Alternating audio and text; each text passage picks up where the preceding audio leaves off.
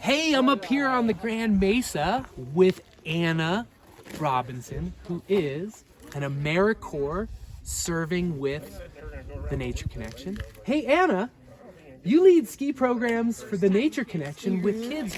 What do you take in your backpack when you're up here on the Grand Mesa? Yeah, so something that I always like to make sure I have is plenty of layers, because I know that I get cold really easily and I can easily take them off and stuff them back into my pack. So I like to pack a fleece with me at least.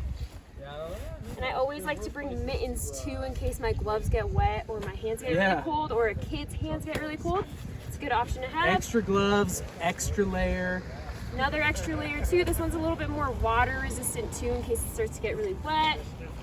And of course I always have some snacks with me, and I like to keep at least one full water with me as well. Cool. Snacks, water, gloves, layers.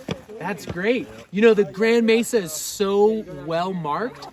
There's lots of maps, but you know, if you were skiing somewhere where you didn't really know the terrain, or maybe there wasn't published maps, you'd probably carry a map of some sort, right? Yeah, totally. Yeah, map, compass, even a phone if you could download that or have a GPS associated with your phone. Yeah, totally. Yeah, right. All right. Once we got on the trail.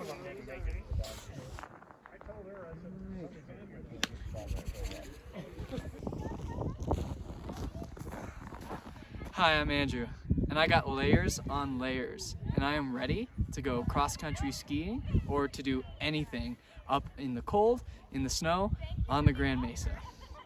Firstly, I got my winter coat on, which is going to keep me very warm on the coldest of days, but if I'm skiing or walking or doing something active, it's easy to get really, really hot, so I can just slip this right off, and I've got more layers. So, beneath that, I've got my gloves, and these are gonna keep my hands warm.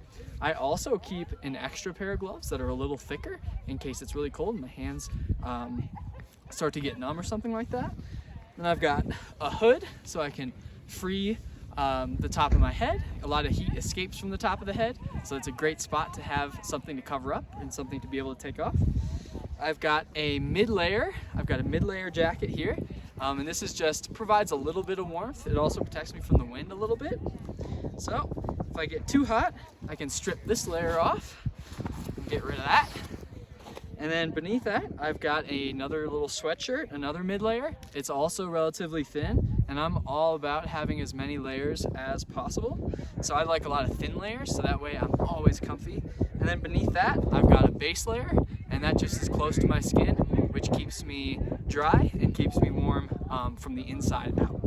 And then on the bottom, I didn't wear snow pants today because it's pretty warm from the sun, but I've got a pair of sweatpants on the outside, which are a really good mid-layer. They won't keep you dry if it snows, so that's why it's good to have snow pants or shell, but these will work for today.